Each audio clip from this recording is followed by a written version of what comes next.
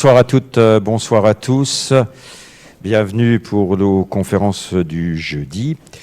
Donc nous allons continuer sur ce cycle un petit peu particulier qui est étroitement relié à un anniversaire, c'est-à-dire les 40 ans du planétarium. En effet, en 1982, nous avions ce qu'on appelle le petit robot Spitz 512, qui est la pièce maîtresse de notre planétarium. Mais dans la même année, en 1982, naissait un film qui allait faire parler de lui, un film de Spielberg, E.T. l'extraterrestre. Donc de là à penser que notre petit robot à nous pouvait rencontrer E.T., il y avait un chemin évident. Donc vous savez, nous sommes sur Terre. La Terre tourne autour d'une étoile qui est parmi des centaines de milliards d'autres étoiles, qui se retrouve dans une galaxie qui, elle aussi, est dans une centaine de milliards de galaxies, qui se retrouve dans ce qu'on appelle l'univers, qui est vaste et en expansion. Enfin, il y a plein de choses à dire sur l'univers. Ça, on vous le dira le 6 janvier, parce qu'on parlera des origines de l'univers avec notre futur invité. Mais de là à se dire, est-ce que nous sommes vraiment seuls dans cet univers ? La question se pose, est-ce que nous pourrions trouver des mondes dits habitables dans notre voisinage galactique, on va dire ?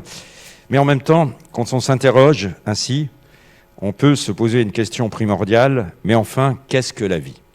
Alors, pour répondre un peu à tout cela, on a invité notre ami Frédéric Fischer, qui est enseignant-chercheur depuis 2016 à l'Institut de physiologie et de chimie biologique, donc de l'UNISTRA. Auparavant, durant les 4 années qui précèdent, il a effectué son post-doctorat à l'Institut Pasteur en travaillant sur une bactérie qui est une bactérie pathogène de l'estomac. Donc il a plusieurs cordes à son arc et actuellement il y a un travail sur la génétique. Et en propos de génétique, si Frédéric est là aussi ce soir, c'est parce qu'il participe à un projet qui regroupe notamment un astronome de l'Observatoire de Strasbourg, Frédéric Marin.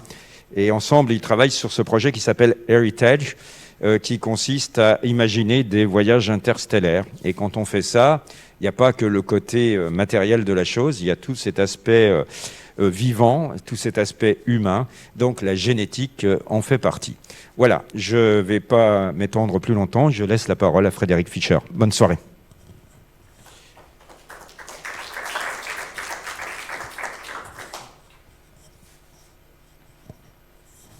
Bon ben, merci.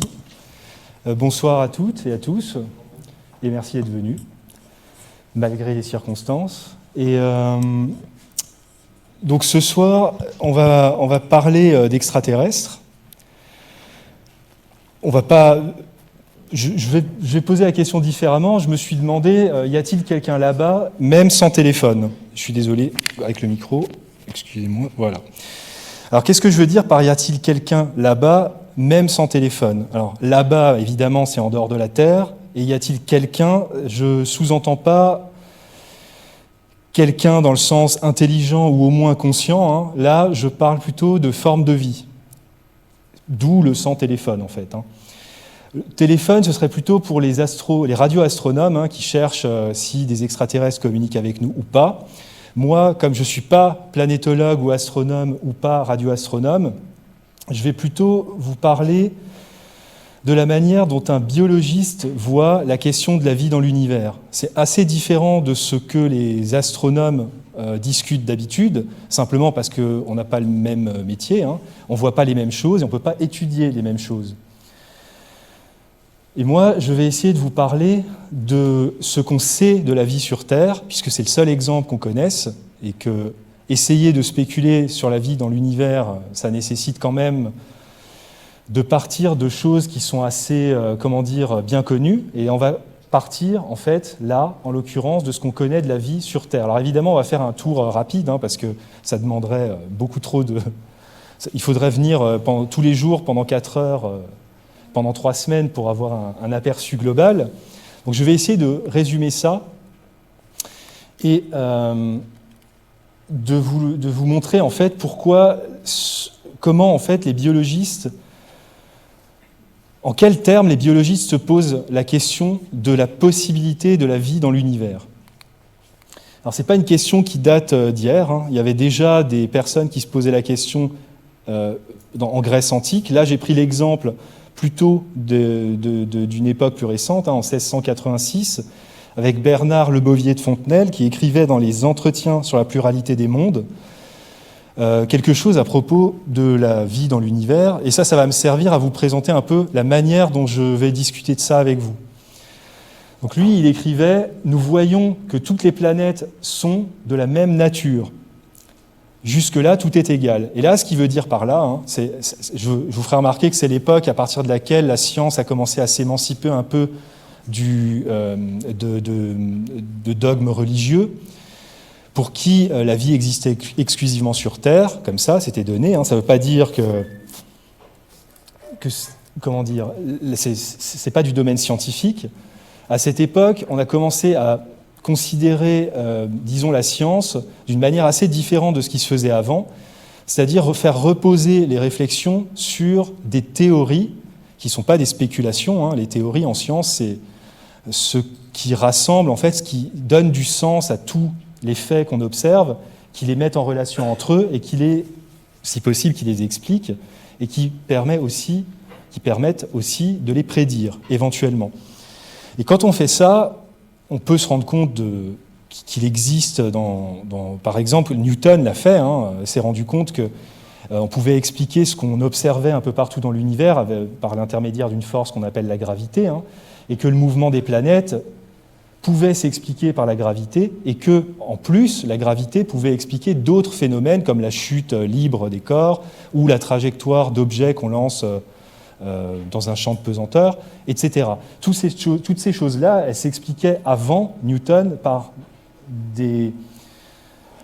d'autres théories, mais qui étaient bien séparées. On expliquait la chute des corps de manière différente de la trajectoire d'une flèche, par exemple, ou le mouvement des planètes s'expliquait de manière complètement différente. À partir de la théorie de Newton, on a commencé à se rendre compte que c'était un ensemble de lois, disons, universelles, qui permettaient d'expliquer beaucoup plus de choses. Et à partir de ce moment-là, on s'est rendu compte surtout que si une loi comme ça, comme la gravité, permet d'expliquer ce qui se passe sur Terre et en même temps ce qui se passe dans l'univers, c'est-à-dire le mouvement des planètes, c'est qu'il n'y avait pas trop de différence entre les deux, que ce qui se passait sur Terre valait aussi ailleurs.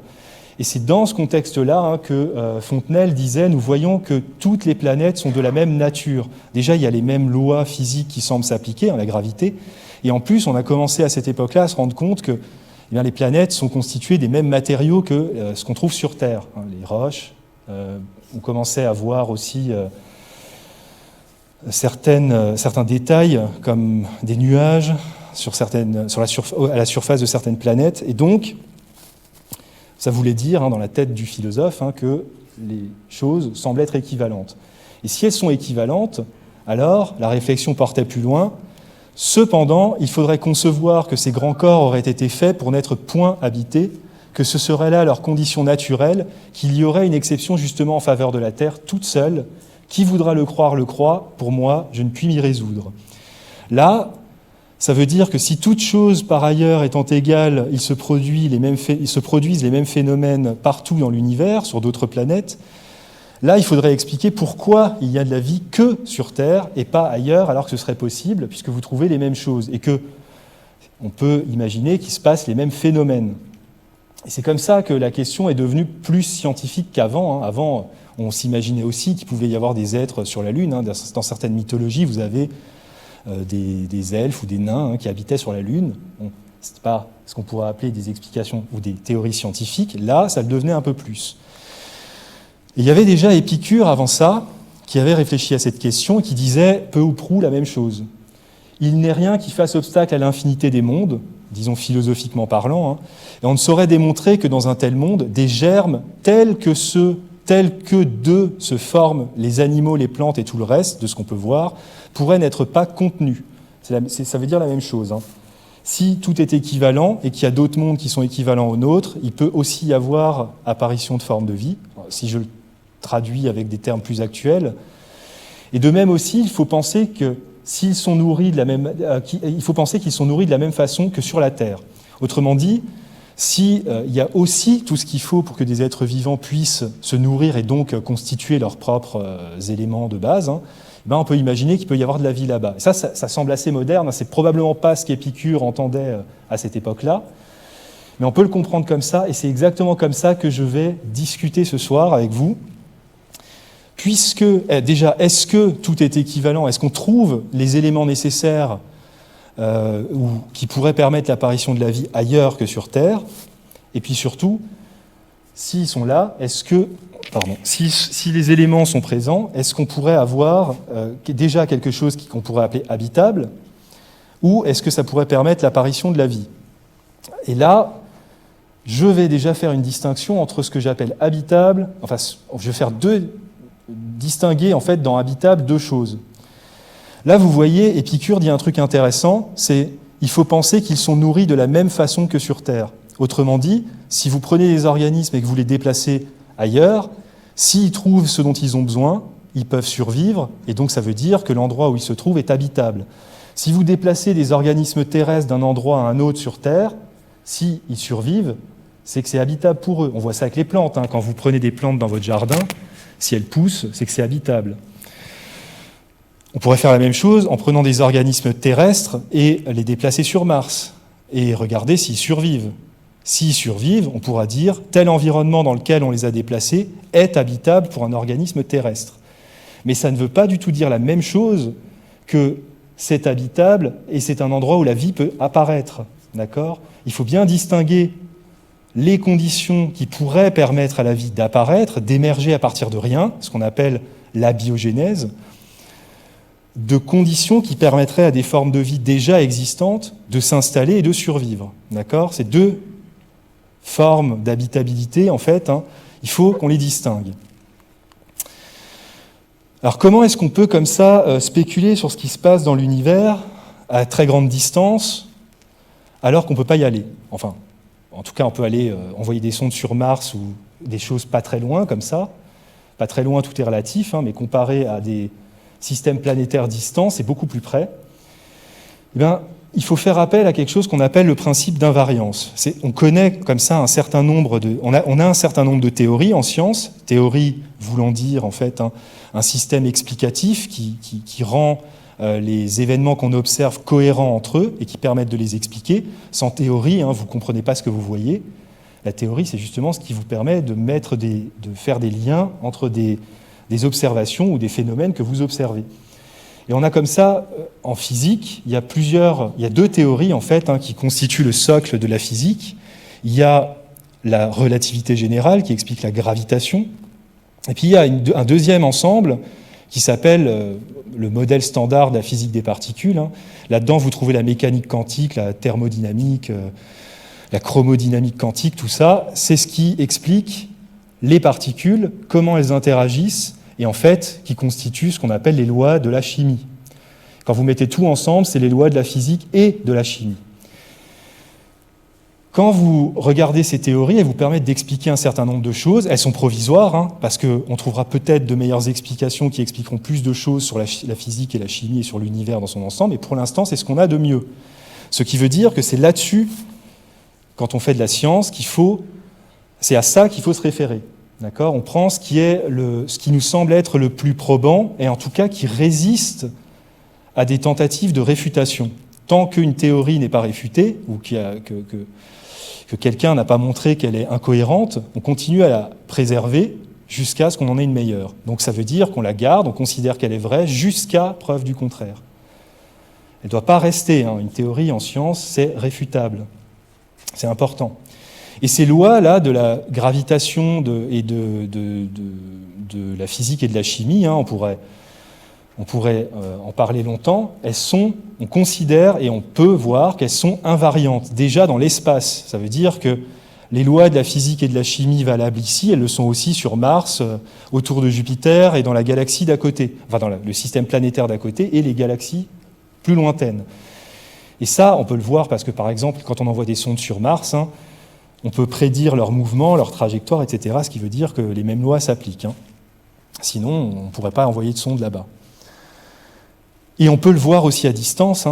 grâce à des instruments astronomiques. On peut aussi voir dans le passé, puisque la vitesse de la lumière est finie, et comme elle met un certain temps à nous parvenir, plus on regarde loin dans l'univers, et plus on regarde comme c'était, plus on voit comme c'était dans le passé. Donc si vous regardez à 13 milliards d'années-lumière, vous voyez comme c'était il y a 13 milliards d'années. Et on peut voir comme ça que les lois de la chimie ou de la physique sont les mêmes qu'à cette époque. Et donc on considère que ce principe d'invariance qui vous dit que vous pouvez utiliser ce que vous savez aujourd'hui ici et le transposer ailleurs, voire à d'autres moments. Et sans ça, on ne pourrait faire ni paléontologie, ni spéculation sur l'origine de la vie, ni d'ailleurs sur l'existence de formes de vie extraterrestres, parce qu'on ne pourrait pas utiliser ce qu'on connaît et qui se produit ou qu'on peut voir sur Terre. C'est à peu ou prou ce que j'ai dit. On peut appliquer ces principes à d'autres endroits de l'univers. C'est à peu près ce qui est arrivé au moment où Copernic avait proposé que le Soleil était en fait au centre du système solaire et que la Terre et les autres planètes tournaient autour du Soleil. Ça déplaçait la Terre du centre de l'univers et ça a commencé à montrer que la Terre en fait n'est pas quelque chose de complètement différent de ce qui est en dehors de la Terre, d'accord ? Et que donc on peut appliquer comme ça que finalement on peut s'imaginer qu'elle n'occupe pas de position privilégiée, que ce qu'on voit sur Terre est valable ailleurs, et que ce qui se passe ailleurs est valable aussi sur Terre. Si vous étendez ça à tout l'univers, ça s'appelle le principe cosmologique. Et je ne vais pas m'étendre dessus trop longtemps, mais on avait quand même besoin. Et quand vous faites ça, vous pouvez comme ça spéculer sur est-ce qu'on pourrait imaginer ailleurs des conditions qui permettraient, l'apparition de la vie, mais ça, il faudrait déjà savoir comment ça s'est passé ici, et ce n'est pas le cas, on ne le connaît pas, ou est-ce que ce serait habitable si on se rendait sur telle planète qui a telle caractéristique, parce que vous utilisez ces principes d'invariance. Et les gens qui font ça, ils font ça dans le cadre de ce qu'on appelle l'exobiologie, qui travaillent sur l'étude de l'origine de la vie, avec des explications purement scientifiques. Les autres explications, la science ne s'en occupe pas qu'elle ne veut pas, c'est qu'elle ne peut pas, pour des raisons philosophiques sur lesquelles on pourrait revenir.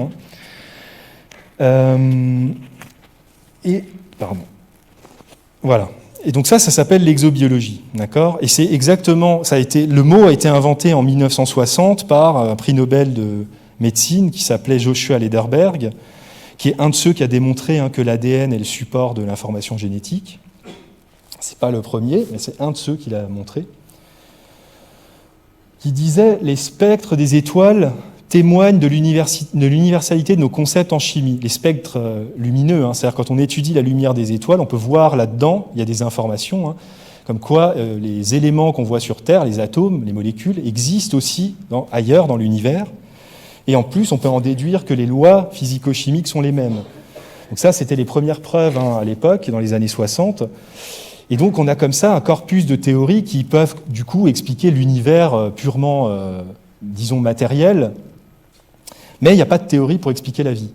Parce que vous remarquerez que si on veut spéculer sur la vie, il faudrait avoir une théorie générale de la vie, comme il y en a pour la physique. Et il n'y en a pas. Et donc là, dans cet article, dans lequel il invente le mot exobiologie, il se dit, puisque on connaît en fait les règles de la physique et de la chimie, il suffirait de regarder ailleurs si on arrive à obtenir des constituants de ce que les êtres vivants utilisent, pour savoir si déjà c'est faisable d'avoir des molécules organiques, si vous voulez, ailleurs que sur Terre, en utilisant juste les lois de la physique et de la chimie. Ça ne vous dit pas s'il y aura de la vie, par contre. Mais il n'y a pas... Le problème, c'est que si vous voulez spéculer plus loin, est-ce qu'il peut y avoir de la vie ? Il vous faut une théorie du vivant. Déjà, savoir ce que vous voulez dire par vie. Chose qui n'existe pas non plus. Et en fait, la seule théorie qui existe, la seule, pas loi, mais... parce que loi, ce serait trop fort, mais le seul principe général que vous pouvez appliquer à tous les organismes, c'est-à-dire la théorie la plus générale qui existe en biologie et qui permet d'expliquer plein de choses indépendamment des organismes que vous regardez, ça s'appelle la théorie de l'évolution. C'est vraiment important, la théorie de l'évolution en biologie. Il y a plein de choses que vous ne pouvez pas expliquer sans ça. Ça n'explique pas que le changement des espèces, ça explique plein d'autres choses. Et donc c'est ce qu'il propose, que la seule chose qu'on puisse regarder, c'est utiliser le concept d'évolution darwinienne, si vous voulez, mais aussi appliqué, pas à des organismes vivants, mais à des systèmes chimiques. Si vous avez une théorie qui vous explique la vie, c'est très bien, mais on n'en a pas. Donc il va falloir trouver ce qu'on veut dire par « qu'est-ce que la vie ?» Et on va y venir après.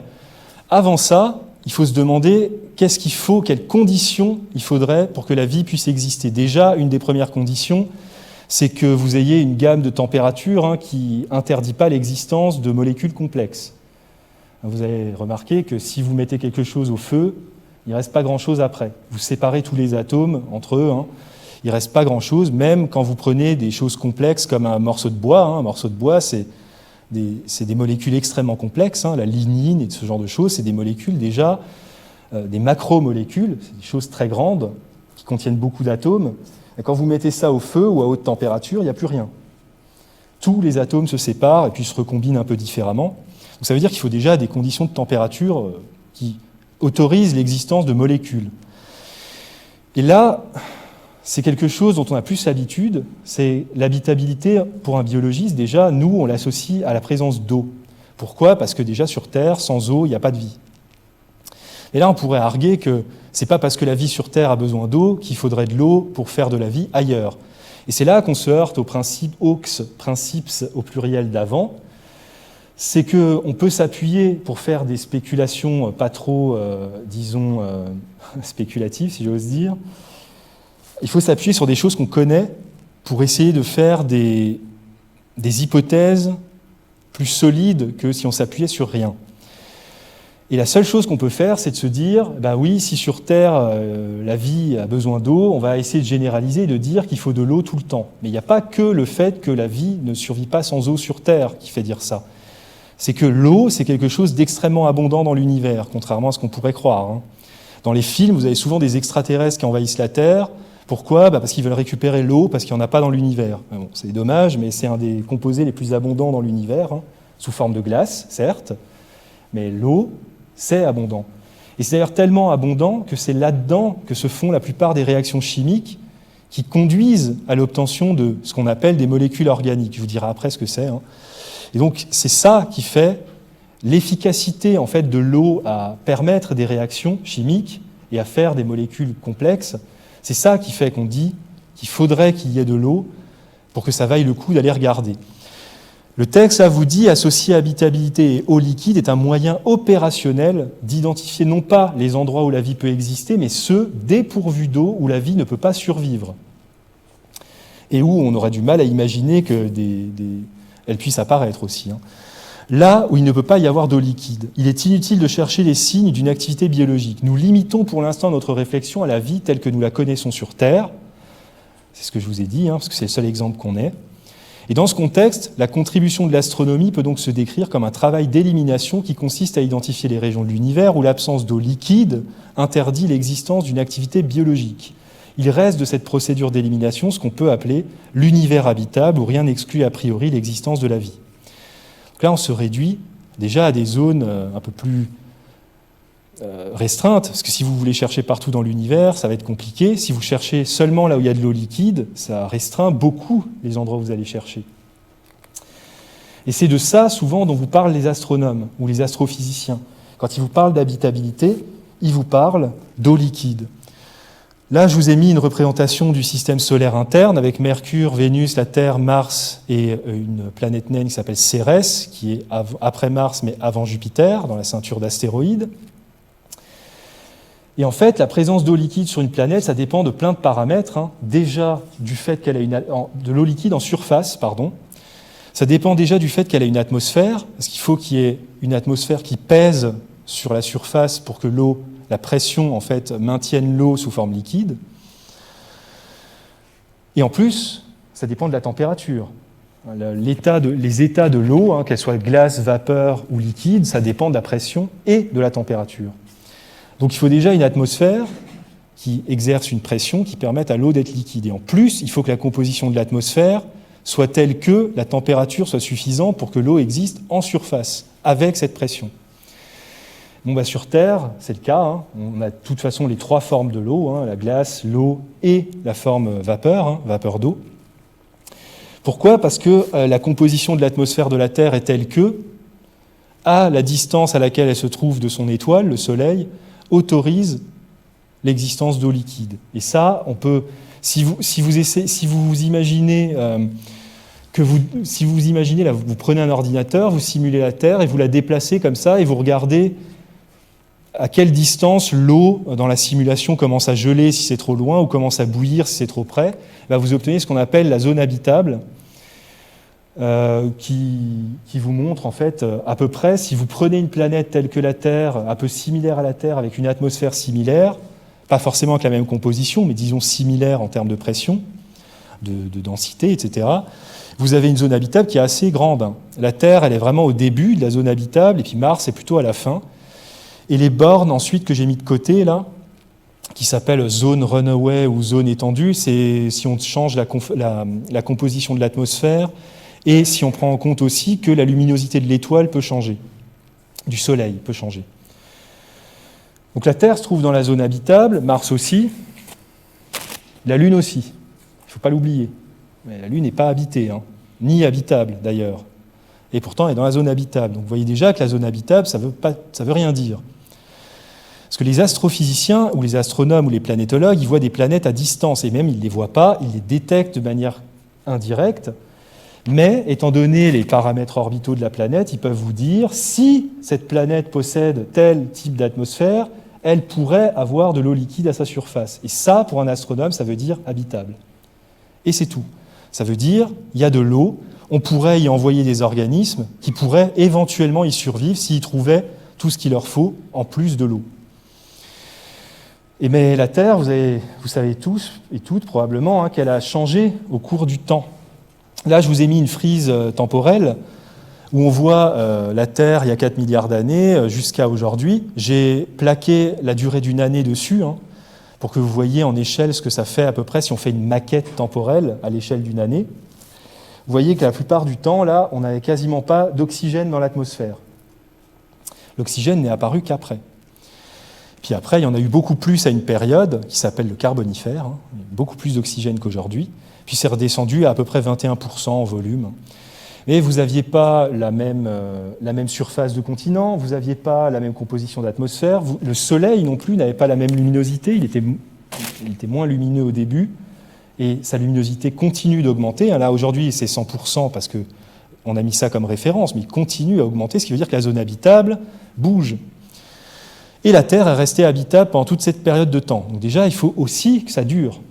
Compte tenu du fait qu'une atmosphère peut changer de composition, là, en l'occurrence, l'oxygène, c'est dû au fait que la vie est apparue et s'est mise à produire de l'oxygène. Elle a changé complètement la composition de l'atmosphère, ce qui a d'ailleurs tué 99% des organismes à l'époque, puisqu'ils n'étaient pas adaptés à la présence d'oxygène. L'oxygène est un poison pour les organismes vivants. Nous, on a ce qu'il faut pour se défendre, puisqu'on l'utilise. Il y a plein d'organismes qui ne supportent pas la présence d'oxygène.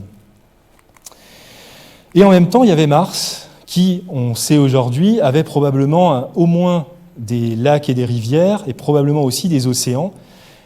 Il y a entre 4 et probablement 3,4 milliards d'années, à partir du présent. Puis, elle n'était pas assez massive, elle s'est mise à perdre son atmosphère, plus assez de pression pour que l'eau reste liquide en surface, l'eau s'est évaporée, la vapeur d'eau monte dans l'atmosphère, les UV du Soleil dissocient l'eau, et elle s'échappe sous forme d'hydrogène et d'oxygène. Et vous perdez comme ça l'atmosphère et vous rendez une planète inhabitable, alors qu'elle était probablement habitable au départ. Alors, est-ce qu'il y avait de la vie dessus ? On ne peut pas savoir. En tout cas, si on avait déplacé des organismes vivants d'aujourd'hui à cette époque, il y en a sûrement quelques-uns qui survivraient. Des micro-organismes, d'accord ? Pas nous. Et je vous ferai remarquer que si vous prenez les organismes de la Terre d'aujourd'hui, là, si vous pouviez remonter le temps et les déplacer sur la Terre il y a 4 milliards d'années, pratiquement aucun organisme actuel ne survivrait sur la Terre de cette époque. Donc l'habitabilité, ça ne se réfère pas seulement à des conditions où la vie peut survivre, mais il faut aussi savoir quel type d'organisme vous y mettez. Et en fait, c'est ça le problème de qu'est-ce que la vie ? C'est que vous devez parler d'habitabilité, mais vous allez vous référer à des organismes actuels. Et quand vous voulez savoir ce que c'est la vie, vous ne pouvez pas vous passer de savoir les conditions dans lesquelles ça se trouve. Donc là, il y a un double jeu, hein, il y a une interaction entre les deux qui fait que ça rend le problème assez compliqué. Voilà. Il y a de l'eau partout, hein, disais-je, dans l'univers. Il y en a même sous forme liquide. Si vous prenez par exemple une des lunes de Saturne qui s'appelle Encelade, qui est toute petite, hein, 230 et quelques kilomètres de diamètre, 250, pardon. Là, sous la croûte de glace, c'est de la glace d'eau hein, que vous avez en surface. Sous cette surface, à cause des effets de marée dus au fait que cette lune est en orbite autour de Saturne, il y a des effets de marée qui font qu'il y a des déformations comme ça de la croûte qui font que l'eau reste liquide sous la glace et elle est en contact hein, avec le socle rocheux là. Donc vous avez des océans là sous la surface de Encelade. C'est pareil pour la lune de Jupiter qui s'appelle Europe. Hein. Il y a aussi probablement, très vraisemblablement, un océan liquide, d'eau liquide, sous la croûte de glace. Donc là, si j'envoyais des organismes, des bactéries par exemple, qui vivent dans des conditions semblables à ça sur Terre et que je les mettais dans l'océan d'Encelade ou d'Europe, il y a de fortes chances qu'elles survivent. Ce qui veut dire qu'on peut considérer ça comme une zone, comme une planète habitable, une lune habitable, qui n'est d'ailleurs pas dans la zone habitable. Hein. Elle est beaucoup plus loin que la zone habitable. Mais vous remarquerez que l'eau n'est pas en surface, là. Elle est sous la glace, et elle est liquide parce que la pression est très élevée à cette profondeur-là, et parce qu'il y a des effets de chauffage dus aux frictions des marées. D'accord ?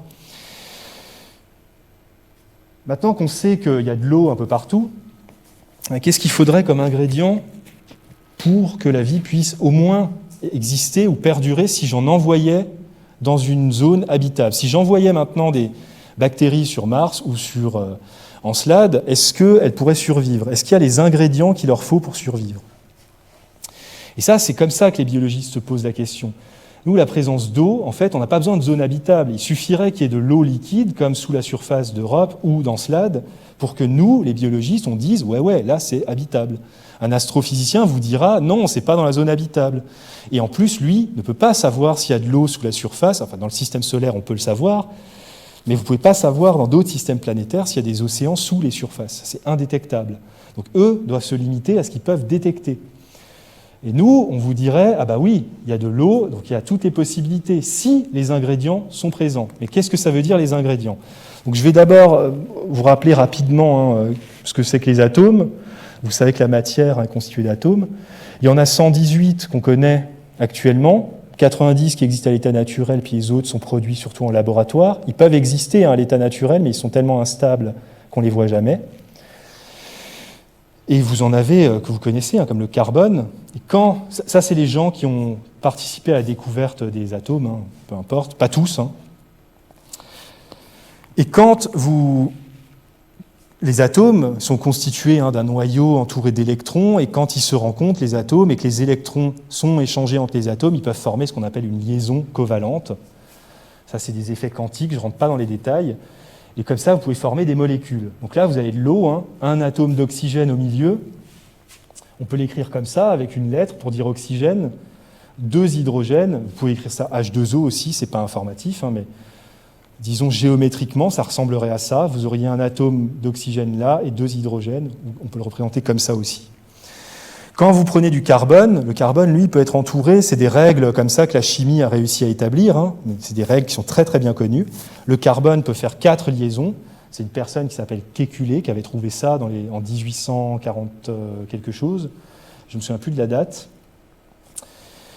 Et là, vous avez le méthane, carbone avec 4 hydrogènes autour. Ça, le méthane, c'est pas rare du tout dans l'univers. Il y en a des tonnes sur la lune de Saturne qui s'appelle Titan. Je vais revenir dessus tout de suite après. Là, il y en a d'autres. Je vous mets une autre molécule avec du carbone qui a aussi 4 liaisons, mais avec que 2 atomes. Ça s'appelle le CO2, un dioxyde de carbone. Vous avez un carbone au milieu, 2 oxygènes, mais à chaque fois, vous avez 2 liaisons. Ça fait quand même 4 liaisons, vous voyez, mais il y en a une double, c'est des liaisons plus solides. En dessous, vous avez l'éthanol. Ça, c'est celui-là, éthanol. C'est celui qui est c'est l'alcool, en fait, tout bêtement.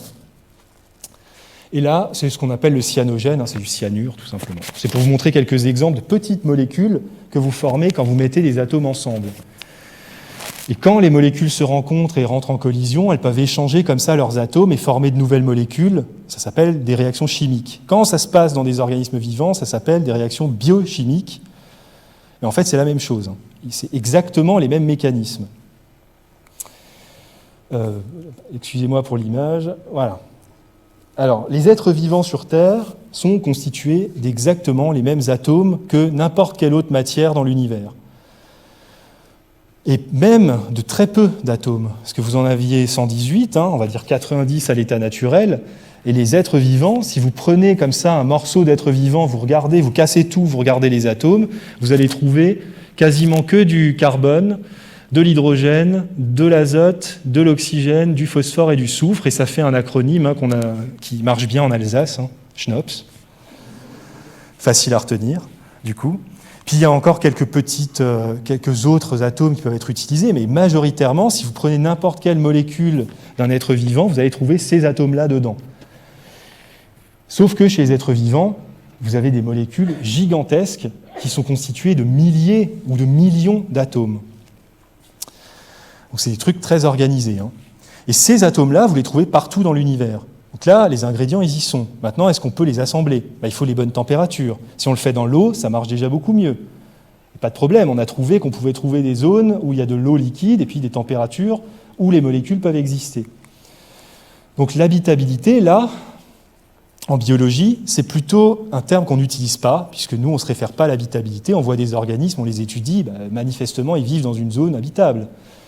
Et quand vous regardez dans l'univers, là, vous devez vous demander ça. Et donc l'habitabilité, ce serait l'ensemble des conditions nécessaires et suffisantes pour qu'une vie active puisse exister, même si elle n'existe pas au moment où vous y allez. Et si vous la déplacez à cet endroit-là, elle pourra y vivre. Okay ?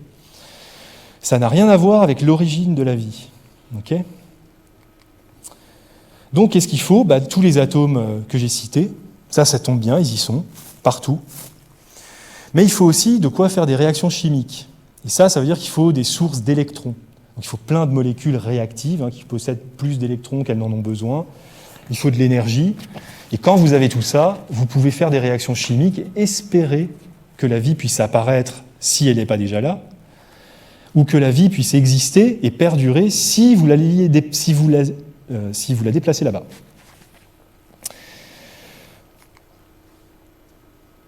Et c'est même mieux que ça. Je vous ai parlé avant de molécules organiques. Maintenant qu'on a vu les atomes, molécules organiques, en fait, ça ne veut pas du tout dire molécules qui impliquent du vivant ou liées à quelque chose de vivant. Molécule organique, ça veut dire molécule qui contient du carbone. C'est tout. Avant, ça désignait, au 19e et au début du 20e, ça désignait des molécules d'êtres vivants. Et en fait, il y a plein de molécules avec plein de carbone qui ne sont pas du tout liées aux êtres vivants. Là, par exemple, je vous ai mis ce qu'on appelle des acides aminés protéiques, c'est-à-dire c'est des petites molécules qui servent aux êtres vivants à faire des molécules plus grosses, qui s'appellent des protéines. J'en ai mis 4. Et en dessous, j'ai mis des acides aminés non protéiques qui sont aussi présents chez les êtres vivants, mais ne servent pas à faire de protéines. Et tous ces acides aminés-là, vous pouvez les trouver dans des météorites. Vous pouvez les trouver dans les comètes. Notamment, alors là j'ai mis quelques références si vous voulez lire des livres là-dessus. Ça veut dire que si vous allez ailleurs dans l'univers, vous trouvez déjà de la matière organique, et pas qu'un peu. La couleur rouge à la surface de Pluton, par exemple, ça c'est des molécules organiques extrêmement complexes, très très grosses, et qui du coup sont rouges. Mais ça existe, les molécules organiques dans l'univers. Donc il y a tout ce qu'il faut. Ça, c'est une météorite, la météorite de Murchison, et dedans, vous trouvez, j'ai mis quelques exemples de molécules organiques, mais vous avez là-dedans à peu près des molécules qu'on trouve aussi dans les êtres vivants. Il y a même beaucoup plus d'acides aminés que ce que les êtres vivants utilisent. Et vous trouvez aussi ce genre de choses en bas, là. Alors, quand il y a des coins comme ça, c'est qu'il y a des carbones normalement, mais on les représente pas quand on fait de la chimie, parce que c'est compliqué de tous les mettre, mais ça veut dire que c'est une macromolécule. Donc vous ne trouvez pas que des molécules simples dans l'univers, organiques, simples, vous trouvez aussi des molécules organiques compliquées, très complexes même. Et l'exemple type, c'est la lune de Saturne qui s'appelle Titan, qui a une atmosphère, vous remarquerez, assez épaisse. Si je vous mettais sans combinaison là-dedans avec juste un masque, s'il faisait plus que les moins 200 degrés à la surface, vous vous sentiriez à l'aise. Il n'y aurait pas besoin de combinaison en fait. La pression est la même quasiment que sur Terre. Et là, sur Titan, là, vous voyez cette couleur orange, là, c'est que de la matière organique, complexe. La poussière qui tombe, là, qui sédimente sur ce qui semble être des roches, mais qui est en fait de la glace, juste de la glace d'eau, c'est de la matière organique, complexe, qui est formée comme ça, naturellement, dans l'atmosphère, par des réactions chimiques, à cause du rayonnement solaire. Et vous avez aussi, à la surface de Titan, ces taches noires, là, qui sont des lacs, pas du tout des lacs d'eau, mais des lacs de méthane. Le méthane qu'on a vu avant, qui normalement est un gaz, mais là-bas, à cette température-là, il est liquide. Il n'y a pas que du méthane, il y a des molécules organiques un peu plus compliquées qui sont dans ces lacs. Ça veut dire qu'il peut y avoir déjà de la chimie organique extrêmement complexe avant même que toute forme de vie apparaisse. Mais ça veut dire aussi que si vous envoyez des organismes, bon là c'est pas possible, il fait trop froid, mais même si vous envoyez des organismes sur un corps céleste dans lequel il y a déjà de la matière organique, ça veut dire qu'il peut l'utiliser. Et il aura comme ça déjà des nutriments, ce qu'on appellerait nous des nutriments. Il peut avoir comme ça des sources d'électrons, d'atomes, etc., pour construire ses propres molécules à lui. Du coup, maintenant, qu'est-ce que c'est la vie dans tout ce contexte ?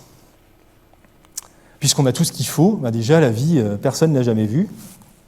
Ça, c'est une citation que j'aime bien. Parce qu'on peut décrire plein de choses sur la vie, mais ça ne vous dira jamais ce que c'est. Parce que c'est un concept, tout simplement, la vie, et que vous aurez du mal à définir comme ça des concepts à partir de choses purement descriptives. Et en fait, en biologie, on ne se pose jamais cette question. Quand on étudie quelque chose, on sait que c'est vivant. Point, on ne se pose pas la question. Par contre, ce que nous, on étudie, c'est ce que disait François Jacob, c'est en fait le véritable découvreur de ce qu'on appelle l'ARN messager. Après, je vous dirai ce que c'est, le vrai ARN messager. On ne cherche pas à connaître ce qu'est la vie, mais comment elle fonctionne. Et c'est tout. Et comment on peut essayer de deviner, de trouver quelque chose, une définition qui permettrait de savoir si quelque chose est vivant, si on voyait, je ne sais pas, moi, on va sur une planète étrangère, on voit quelque chose, on se demande, tiens, est-ce que c'est vivant ? Ça ne vous donnera pas une définition de la vie. Mais est-ce que vous pouvez savoir si c'est vivant ou pas ? Il y a des fois des organismes, enfin des choses sur Terre que vous voyez, vous pouvez avoir du mal à savoir si c'est vivant ou pas. Quand vous demandez à un enfant si un arbre est vivant, il va réfléchir longtemps, parce que ça ne bouge pas, parce qu'il va s'en rendre compte si vous lui dites qu'en ne l'arrosant pas, la plante, elle va mourir. Il va se dire, tiens, c'est vivant. Mais nous, ça nous paraît évident, mais ça ne paraît pas évident à tout le monde. Donc, comment on fait ? On cherche des points communs. On ne se demande pas, là la formulation est mauvaise. Si vous dites que la vie, c'est ce qui est commun à tous les êtres vivants, ça veut dire que vous supposez qu'il y a une force vitale. Ce n'est pas ce que veut dire là Christian de Duve. Ce qu'il voulait dire par ce qui est commun, c'est qu'est-ce qui est partagé par tout le monde et qui permet, de faire fonctionner tout ça. D'accord ? Ça veut pas. Il faudrait que je le formule différemment parce que ça donne l'impression qu'il y a. Ça ne veut pas dire qu'il y a une seule chose qui serait commune à tout le monde, mais qu'il y a un ensemble de choses qui seraient communes à certains le long de tout un continuum, ce qui fait que ceux que vous avez aux extrémités du continuum n'ont pas les mêmes éléments, mais les intermédiaires à chaque fois les ont. D'accord ? Donc vous n'avez pas une seule chose qui est commune à tout le monde, mais vous avez un ensemble de choses qu'on peut trouver dans l'ensemble du vivant. Et ça ne veut pas dire la même chose. Autrement dit, les organismes vivants sont tous uniques.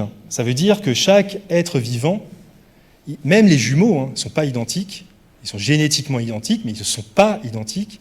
Ça veut dire que chaque être vivant est sa propre solution pour être vivant, si vous voulez. Et on regarde ce qui est commun entre toutes ces solutions. Donc chaque être vivant est unique.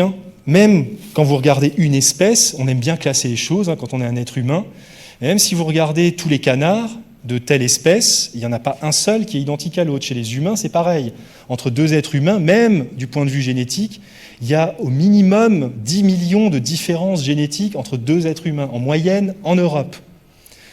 Si vous regardez les différences génétiques entre des jumeaux, il n'y en a pas beaucoup du tout, mais il peut y en avoir. Même quand c'est des jumeaux qu'on dit homozygotes. Et même s'ils sont identiques génétiquement, vous savez bien qu'ils ne sont pas du tout identiques du point de vue des goûts, du comportement ou des choix culinaires, si vous voulez. Parce que chaque être vivant est unique. Et c'est ça qui fait qu'il n'y a pas de loi générale comme en physique pour décrire les êtres vivants. Parce que quand vous décrivez des atomes ou des molécules, elles sont toutes identiques.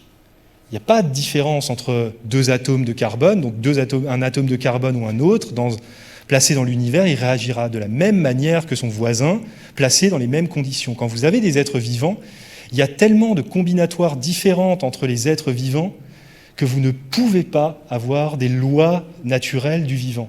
Vous avez par contre des règles. Il y a des tendances statistiques, si vous voulez. Parce qu'on ne va pas se mentir, les humains se ressemblent quand même beaucoup plus entre eux qu'ils ne ressemblent à des escargots. Donc vous pouvez quand même trouver des tendances statistiques de la manière dont fonctionne un être humain ou un escargot. Et vous n'allez pas vous tromper en les découvrant. Mais ce n'est pas des lois naturelles, dans le même sens que les lois qu'on a dans la physique. Bien, ça c'est une cellule. Les êtres vivants sont constitués de cellules. Là, il y en a une, ça c'est les miennes. Hein. J'ai fait un écouvillon dans la bouche, j'ai regardé, il y a des cellules épithéliales qui sortent. C'est là-dedans qu'il y a l'ADN qu'ils utilisent dans les séries policières. Hein. Vous avez les cellules, une qui est là, avec sa membrane qui est là. Là, ça s'appelle le cytoplasme, et dedans, là, vous avez le noyau qui contient l'ADN. Les petits points que vous voyez partout là, c'est des petites structures internes, mais parmi ça, il y a aussi des bactéries collées à la surface de la membrane de la cellule. Les bactéries, c'est beaucoup plus petit que nos cellules, mais elles ne sont pas plus simples en termes d'organisation. Les cellules bactériennes sont complexes. Il faut bien se garder de dire que les bactéries sont primitives. Parce que souvent, elles ont des cellules extrêmement organisées, tout aussi organisées que les nôtres, mais pas de la même manière. Donc là, c'est un schéma d'une cellule avec son noyau. Il y a plein de choses très organisées dedans, qu'on appelle par exemple des mitochondries. C'est là-dedans que vous avez la production d'énergie ou le métabolisme des lipides, par exemple, qui sont d'anciennes bactéries.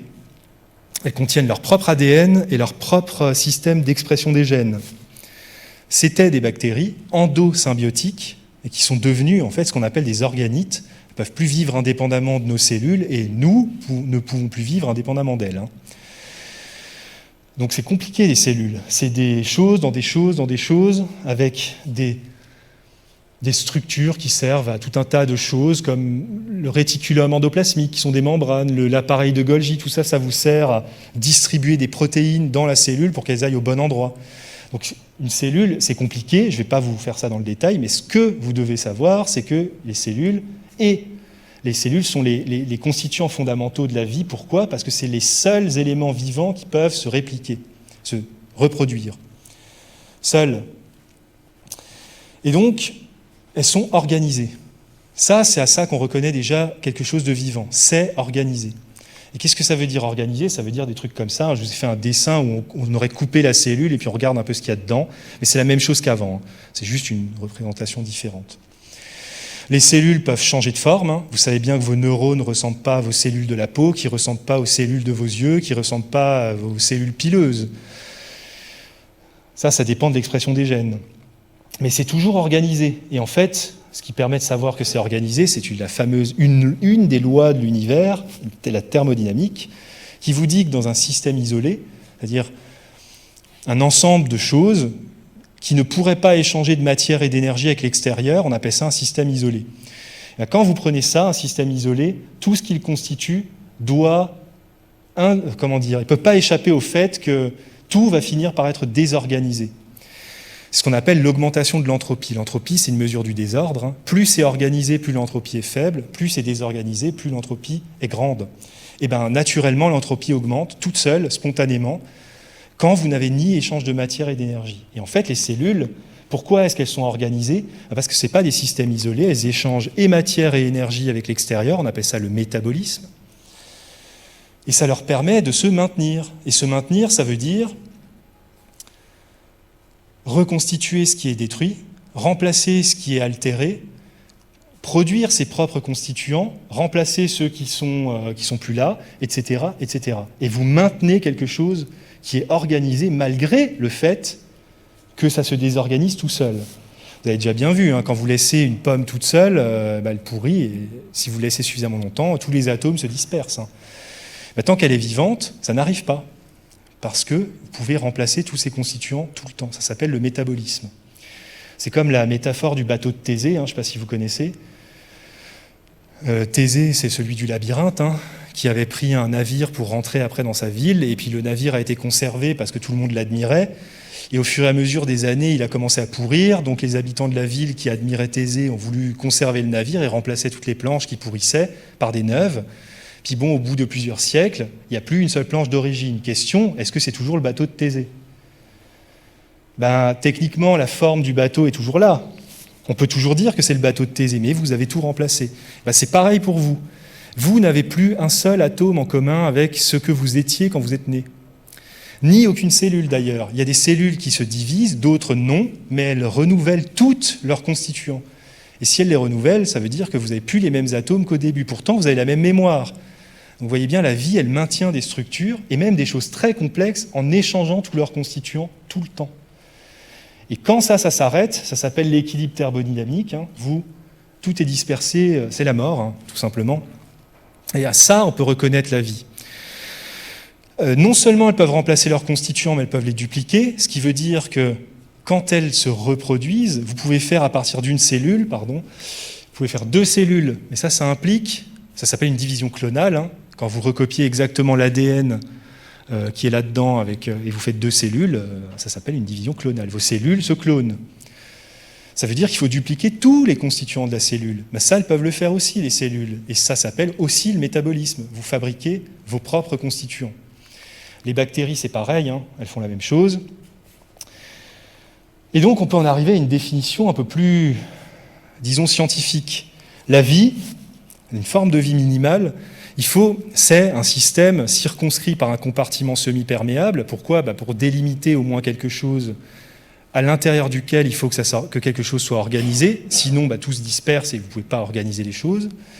Donc si vous avez quelque chose qui permet d'organiser, là dans notre cas c'était une membrane, mais ce n'est pas obligatoire, quelque chose qui permet de délimiter et d'organiser, qui s'auto-organise et qui s'auto-entretient en produisant ses propres éléments, etc., avec des transformations d'énergie et puis l'acquisition de nutriments, c'est-à-dire de briques de base. Ça, voilà, une définition de la vie. Thermodynamique, c'est tout simplement que c'est des systèmes, des édifices, si vous voulez, qui sont éloignés de l'équilibre thermodynamique, qui permettent de ne pas atteindre l'équilibre thermodynamique, c'est-à-dire de ne pas se disperser. Et enfin, si vous faites tout ça, vous pouvez vous reproduire, vous diviser par exemple, mais il n'y a pas que ça comme reproduction, mais j'ai pris cet exemple-là. Vous pouvez dire que la vie, c'est un système chimique qui possède son propre métabolisme et qui est auto-réplicatif. Il peut se reproduire tout seul et qui est capable d'évolution darwinienne. Mais alors là, capable, j'aime pas. Le simple fait de dire capable, ça veut dire que ce serait une capacité, et c'est pas juste. C'est parce que les organismes peuvent se reproduire et qu'ils sont matériels, et puis que quand les choses sont matérielles, elles ne sont jamais parfaites, y compris les copies. Vous avez bien vu, quand vous faites des photocopies, elles ne sont jamais identiques à l'original. Là, c'est pareil. Et c'est parce qu'il y a des différences qu'il y a évolution. Ce n'est pas un prérequis à la vie. C'est parce que la vie fonctionne comme ça qu'il y a évolution. Voilà. Donc de quoi la vie, combien de temps il nous reste là ? 5 minutes, c'est bon, j'aurai le temps. Donc là, c'est pour vous donner des exemples de ce que je voulais dire par toutes ces histoires de métabolisme. Vous prenez une cellule et vous regardez ce qui la constitue. Il y a des très très grosses molécules qui constituent les cellules. C'est des trucs assez compliqués, mais vous en avez 4 grandes classes. Un truc qu'on appelle les lipides. Donc il y a plein de classes de lipides, mais il y a notamment ceux qui servent à faire les membranes. Vous avez ce qu'on appelle les glucides, ça c'est les sucres, le glucose, le fructose, tout ce que vous voulez qui finit en ose. Ça sert de réserve d'énergie ou à faire des structures plus grandes en enchaînant les sucres en forme de chapelet, comme ça. Vous avez ce qu'on appelle les protéines, ça c'est ce qui fait pratiquement tout dans les cellules. C'est ce qui organise les réactions biochimiques. Les réactions chimiques se font toutes seules. Simplement, elles se font mal, elles se font de manière désorganisée. Les protéines, elles, ce qu'on appelle les enzymes, elles s'arrangent pour organiser les réactions dans un ordre précis et selon certaines modalités. Elles le font de manière purement automatique, c'est comme des petits robots. Elles peuvent servir à creuser des trous dans les membranes pour qu'il y ait des échanges, sinon vous ne pouvez rien faire sortir et rien faire rentrer, vous ne pouvez pas vous débarrasser des déchets ni récupérer des nutriments. Ça s'appelle des pores ou des transporteurs. Il y a des protéines qui font des structures plus grandes, des filaments, la kératine par exemple, c'est une protéine, qui permet de faire des cheveux, des ongles. Et vous avez enfin les acides nucléiques, ça c'est ce qu'on appelle aussi l'ADN et l'ARN. Ça c'est plutôt la mémoire génétique. Et en fait, ce qui organise le métabolisme et qui permet de le faire fonctionner dans un ordre qu'on dirait précis, mais en fait qui est purement aléatoire, mais qui ne l'est plus grâce aux protéines, c'est grâce aux protéines. Voilà. Les protéines permettent, ce qu'on appelle les enzymes, permettent de faire et les petites briques qui permettent de faire les lipides, et donc elles permettent de faire des lipides, elles permettent de faire des glucides, elles permettent de les assembler, elles permettent de faire des acides nucléiques, de les recopier, c'est elles qui... des enzymes qui s'appellent les ADN polymérases qui recopient l'ADN, et vous avez des ARN polymérases qui font de l'ARN. Toutes ces enzymes, elles organisent tout et elles permettent de faire à peu près tout ce qui se passe dans les cellules et elles permettent surtout de faire le métabolisme. Mais les protéines, en fait, elles ne peuvent pas se répliquer toutes seules. Les protéines, c'est ça qui est important pour pouvoir gérer le métabolisme et tout ce qui se passe dans une cellule. Mais ce qui permet de produire des protéines, eh ben, c'est l'expression des gènes. Vos gènes, ils servent à faire des protéines, toujours les mêmes, en série. Vous avez des milliers de copies d'une protéine qui fait une chose particulière dans vos cellules, il faut que ce soit 1000 fois la même. Ça, c'est l'expression des gènes qui permet de faire ça. Les ARN aussi ont des fonctions comme ça, structurelles, d'organisation du métabolisme, etc. Et ils sont aussi codés dans des gènes, par les gènes. Et donc les gènes, ce que vous transmettez, c'est ça. C'est simplement les recettes pour faire toutes vos protéines et tous vos ARN. Et après, cela se charge de faire tous les autres constituants. Okay ? Là, je vous donne l'exemple d'un lipide de membrane qui sert à constituer les membranes. Ça s'appelle un phospholipide. C'est assez gros. Vous voyez, il y a plein d'atomes de carbone, plein d'hydrogène, plein d'oxygène, il y a du phosphore, etc. C'est compliqué, c'est une macromolécule. Comment les cellules font ça ? Eh bien, ces lipides, comment font leurs membranes ? Ces lipides-là, quand vous les représentez comme ça, avec des petites pattes, ils s'organisent spontanément tout seuls dès qu'ils sont synthétisés comme ça, sous forme de feuillets. Et ça, c'est ce qui constitue les membranes. Comment vous faites ces grosses macromolécules ? Il vous faut un acide gras, il vous faut 2 acides gras, comme ça, 2 molécules de glycérol, il y en a une là et il y en a une là-haut, et puis un truc qu'on appelle le phosphate. Vous mettez tout ça ensemble grâce à des enzymes, pouf, vous avez votre phospholipide, et pouf, vous pouvez faire des membranes si vous en faites des milliers de copies, des milliards de copies. Et là-dedans, dans les réactions biochimiques, ça c'est ce qu'on appelle catalysé, organisé par des enzymes, donc des protéines. Donc il vous faut des protéines. Et ça s'appellerait le métabolisme des phospholipides. Et si vous voulez tous ces atomes-là, il vous faut des précurseurs. Donc nous, on ne sait pas faire les molécules organiques tout seul. Enfin, comment dire ? La première source de carbone qui existe sur Terre, c'est le dioxyde de carbone dans l'atmosphère. Il y a des organismes qui peuvent utiliser le dioxyde de carbone et puis ensuite le casser, récupérer le carbone et mettre ça dans ce qu'on appelle les molécules organiques. Nous, on ne peut pas le faire. Nous, on ne peut que utiliser des molécules organiques qui existent déjà, notamment dans le glucose, qui est un sucre, mais aussi dans les lipides, etc. On peut les dégrader et reformer d'autres choses qui contiennent du carbone. Tout ça s'appelle le métabolisme. Vous avez des sources d'azote, etc. Enfin, bon, tout ça pour dire qu'il faut un métabolisme, pour faire un lipide comme ça, en série, en milliards de copies. Et ça veut dire qu'il faut faire ces copies de lipides toujours de manière identique, avec toujours les mêmes enzymes, et puis qu'il ne vous en faut pas qu'une, il en faut cette enzyme. Les enzymes qui font ça, il faut les mettre en milliers de copies pour que ça se passe assez rapidement. Comment il faut ? Il faut des protéines. Les protéines, c'est constitué de petites molécules comme ça qu'on appelle des acides aminés. Il y en a 20 dans les cellules. Un acide aminé, ça ressemble à ça. Il y a de l'azote ici avec 2 hydrogènes, ici un carbone avec 2 oxygènes, etc. Bon, peu importe. Quand vous avez comme ça cette organisation, on appelle ça un groupement acide.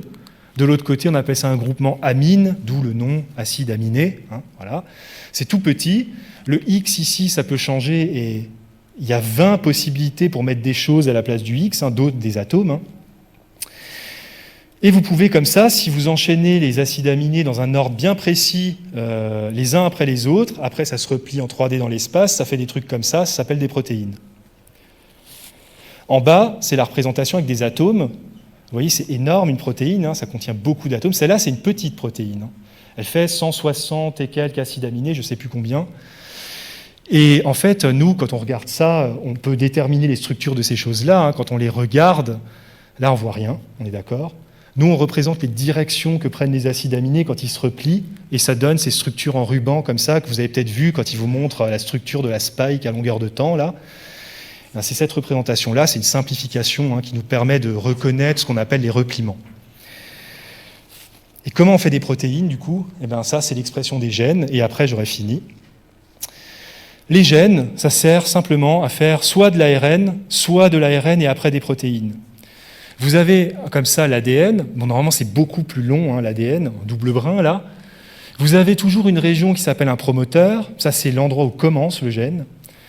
Et le promoteur, c'est reconnu par des protéines qui s'appellent des facteurs de transcription, peu importe.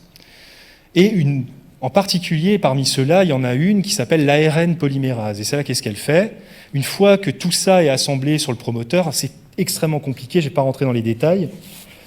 Ça, c'est un ensemble de plein de protéines. Une fois que c'est sur le promoteur, la double hélice d'ADN, elle est ouverte, elle prend un des deux brins, elle le lie, et elle fait un brin qu'on dit complémentaire d'ARN. C'est-à-dire qu'il contient la même séquence que celle dans le brin d'ADN qu'elle ne lie pas, bon, peu importe. Une fois qu'elle a fait son brin d'ARN, là, comme ça, tout seul, ça s'appelle un ARN messager. C'est ça, l'ARN messager. Tous les gènes de protéines qui contiennent l'information de protéines sont exprimés en première étape par un truc qu'on appelle la transcription, qui est catalysé par une enzyme qu'on appelle l'ARN polymérase, et ça donne ce qu'on appelle un ARN messager. Et pourquoi messager ? Parce qu'après, ça, c'est l'instruction qui permet à quelque chose qui s'appelle le ribosome, qui est l'usine de production des protéines. Le ribosome, ça lie l'ARN messager, ça utilise des acides aminés, et puis d'autres ARN qu'on appelle les ARN de transfert, je ne rentre pas dans les détails, et ça permet de synthétiser la protéine là, qu'on a vue avant. Et donc, chaque protéine, il y avait un gène avant, qui est exprimé sous forme d'ARN messager d'abord, puis traduit sous forme de protéines. Il y a deux étapes à l'expression des gènes, transcription, puis traduction. Donc, je résume, il vous faut un métabolisme. Pour faire un métabolisme, il vous faut des protéines. Pour qu'il se passe toujours de la même manière, ça veut dire qu'il faut que les protéines soient toujours identiques. Et pour qu'elles soient toujours identiques, les protéines, qu'est-ce qu'on fait ? On code l'information dans quelque chose qui s'appelle un gène, qui, quand il est exprimé, permet de refaire toujours la même protéine en plein d'exemplaires, toujours identiques. Et donc, tout se passe toujours de la même manière. Ok ? Voilà, c'est compliqué. Et ça apparaît pas spontanément comme ça. Donc, pour terminer, qu'est-ce qu'il faut pour donner une définition à la vie et savoir si on peut en trouver ailleurs ? Il faut de l'eau, il faut quelque chose de fermé qui permet d'organiser, donc une clôture, il faut de la chimie fondée sur le carbone, parce que c'est ce qu'il y a de plus simple et de plus abondant dans l'univers, la chimie du carbone, j'entends, et il vous faut des molécules géantes pour assurer tout ça, macromolécules, protéines, pas forcément, chez nous c'est des protéines, parce qu'il faut des structures complexes, mais disons qu'il faudrait des macromolécules qui sont toujours identiques. C'est ce qui différencie les macromolécules dits vivants de celles qu'on peut trouver sur Titan, par exemple. Il n'y en a aucune qui est identique à l'autre, parce qu'il n'y a pas de processus pour les reproduire. Voilà, métabolisme, la vie peut modifier son environnement. L'oxygène dans l'atmosphère, c'est dû à la présence de bactéries à l'époque qui produisaient l'oxygène. Il n'y en aurait pas normalement sinon. Donc on peut la détecter à distance si vous voulez. Les organismes peuvent maintenir constants les paramètres qui sont à l'intérieur d'eux-mêmes, le pH, les structures, les membranes, tout ce que vous voulez. Et il faut une mémoire pour transmettre tout ça. Pourquoi ? Parce que, je vous ai dit, ce qui fait à peu près tout, c'est les ARN et les protéines. Et c'est la seule chose qui est transmise de génération en génération, c'est les recettes pour faire les protéines et les ARN. Tout le reste, c'est les protéines et les ARN qui le font. Seuls. Donc, merci de votre attention pour ça. Je voulais simplement vous montrer que la vie, c'est complexe, pour dire que je ne peux pas répondre à la question de savoir s'il y en a ailleurs, mais si vous voulez une réponse à la question « Est-ce que dans l'univers, il y a des endroits où on pourrait déplacer la vie qui existe sur Terre ?» C'est oui. Et est-ce qu'il y a tout ce qu'il faut pour que la vie apparaisse ailleurs dans des conditions, si les conditions sont favorables ? Je vous dis oui aussi. C'est clair, c'est net, c'est précis. Il peut y avoir de la vie dans l'univers. Question, est-ce qu'il peut y en avoir ? Ça, c'est l'expérience qui tranchera. Voilà, merci Frédéric. Maintenant, il nous reste une grosse dizaine de minutes pour des questions s'il y en a. Est-ce que quelqu'un a une intervention, une question, une réflexion ?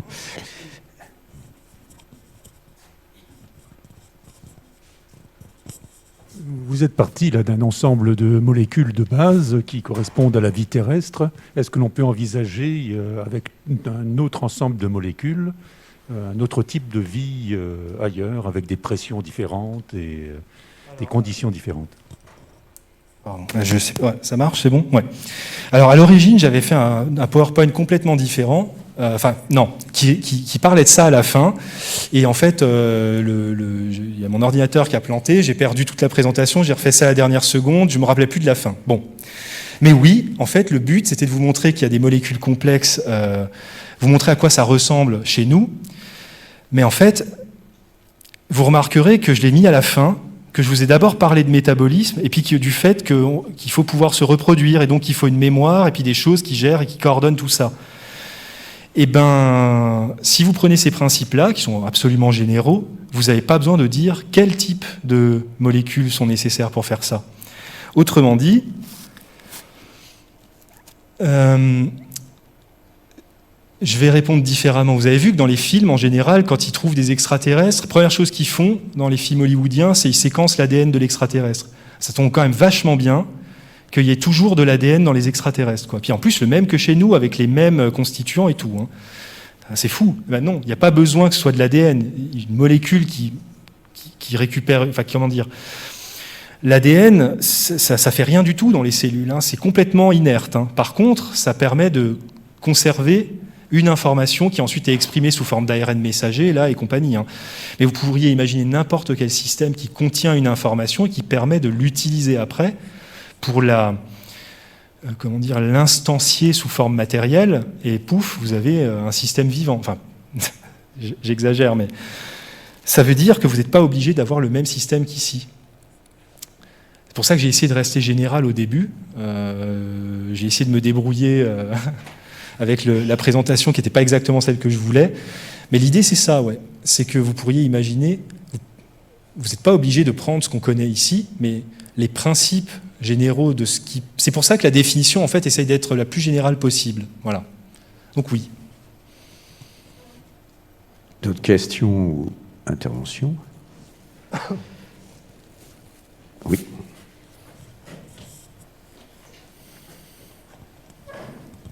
Merci. Ma question est la suivante. Quel est l'objectif de la recherche actuellement? Qu'est-ce qu'on cherche? Sur quoi? Sur la vie dans l'univers ou... Sur votre sujet, sur la vie. Alors, bon, moi je travaille pas du tout sur ces questions. Moi je suis biologiste, hein, tout simplement, et je travaille plutôt sur... comment on pourrait dire ça? Je travaille sur une des étapes de l'expression des gènes, je travaille sur la résistance aux antibiotiques et sur du coup l'évolution des résistances aux antibiotiques, l'évolution en général d'ailleurs. Nous, en biologie, on ne se pose jamais la question de l'habitabilité ou de l'origine de la vie ou de ce qu'est la vie, parce que on a, comment dire, foule d'exemples qu'on peut étudier. On sait que c'est du vivant, point. Voilà, on ne se pose pas la question. Par contre, je crois qu'à un moment, alors je crois que la présentation elle sera après disponible sur Internet. Si l'enregistrement a fonctionné. Si l'enregistrement a fonctionné. J'ai mis à un moment une référence de la Société française d'exobiologie. Quand j'ai parlé, à un moment, j'ai donné la définition, j'ai parlé de l'exobiologie, j'ai pas donné la définition, mais il y avait le logo de la Société française d'exobiologie. Ben ça réunit, en fait, c'est une société savante qui réunit des gens qui travaillent sur ces questions-là, l'origine de la vie et surtout l'évolution.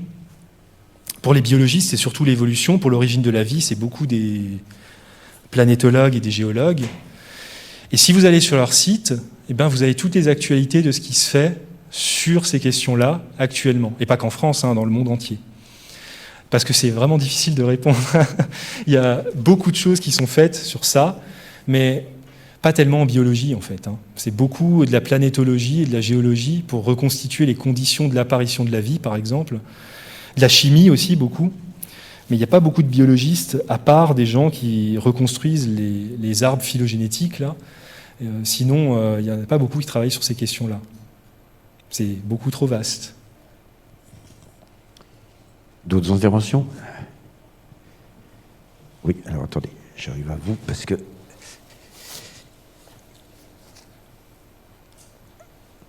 Oups, quelle est la... Oui, merci. Oui, merci. Il a fallu des circonstances exceptionnelles et successives pour que la vie un peu plus complexe apparaisse sur Terre. Pensez-vous que vraiment dans l'univers, il puisse y avoir ces circonstances successives, exceptionnelles, pour que la vie apparaisse? Et est-ce que vous prenez la vie au sens premier ou au sens abouti que nous connaissons sur Terre? Alors,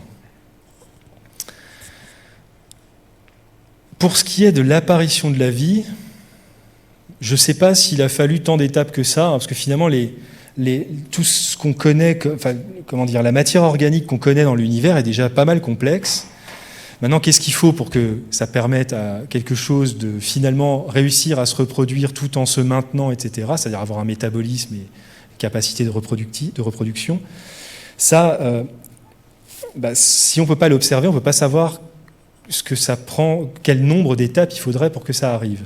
Ensuite, si c'est arrivé, là je parle de théorie scientifique, je ne parle pas de quelque chose de spirituel, on peut croire ce qu'on veut, mais disons d'un point de vue purement physico-chimique, comment on pourrait... De ce point de vue-là, en fait... Ah, j'ai perdu ce que je voulais dire. C'est dommage. J'étais en train de me dire... Redites-moi la deuxième partie de votre question, en fait, simplement. Oui, bon, par exemple, il faut quand même une planète à une certaine distance de l'astre, un astre qui donne une certaine chaleur, peut-être un astre unique, j'ai retrouvé. Voyez, et des circonstances vraiment extraordinaires. Il a fallu des bouleversements climatiques, glaciation, réchauffement, etc. Je veux dire, c'est très long, c'est très complexe, et ça demande quand même des chocs, en quelque sorte, qui permettent après cette évolution. D'accord, mais ça, c'est pour l'évolution de quelque chose... C'est peut-être pas la même vie ailleurs. Oui, bien sûr. Déjà, ça, on n'est pas obligé de le supposer, que ce soit la même vie ailleurs, mais... Ce que vous me dites là, c'est pour quelque chose qui est déjà vivant. Je veux dire, l'évolution, ça arrive parce que les systèmes sont imparfaits et qu'ensuite, comme l'environnement change, tout le monde n'a plus les mêmes aptitudes à survivre dans un milieu qui change. Mais par contre, pour l'apparition de la vie, déjà, vous aurez remarqué que la Terre n'était pas du tout identique à ce qu'elle est aujourd'hui. Déjà, il y a 4 milliards d'années, il y avait probablement déjà de la vie, ce qui veut dire qu'elle a apparu encore avant. Donc les conditions dans lesquelles la chimie est devenue plus que de la chimie, ça, on ne peut pas les connaître. Et on ne peut même pas savoir si c'est probable ou pas. Parce que si ça arrive de manière purement physico-chimique, c'est ça que je voulais dire avant, si on considère que c'est arrivé, c'est que les conditions qui étaient favorables à ça étaient présentes.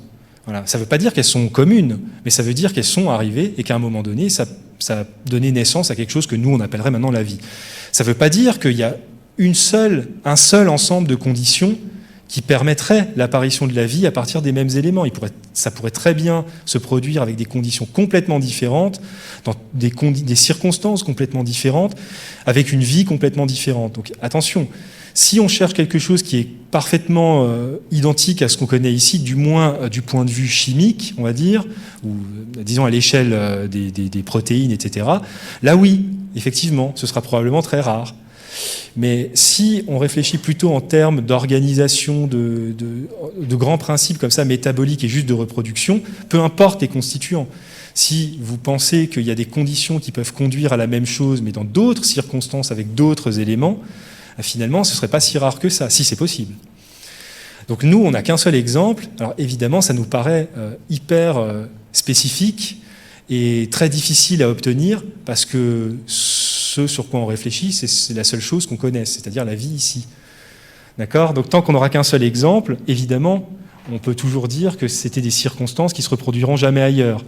Et c'est vrai, ces circonstances-là ne se reproduiront jamais ailleurs. Et ça veut dire que s'il y a de la vie ailleurs, elle ne sera pas la même vie qu'ici, complètement indépendante. Mais du coup, voilà, ça me permet d'essayer d'élargir. C'est pour ça que j'ai essayé de rester hyper, général sur les mécanismes. Le but, c'était ça, de faire comprendre que si on trouve de la vie, il y a de fortes chances qu'elle ne soit pas du tout semblable à ce qu'on connaît ici, sauf si c'est de la vie qui s'est échappée de la Terre par différents... parce que des morceaux de la Terre ont été arrachés par des impacts météoritiques et qu'une forme de vie a pu survivre en allant ailleurs, oui, elle sera proche de la nôtre puisqu'elle sera issue de celle de chez nous, ou l'inverse d'ailleurs. Hein.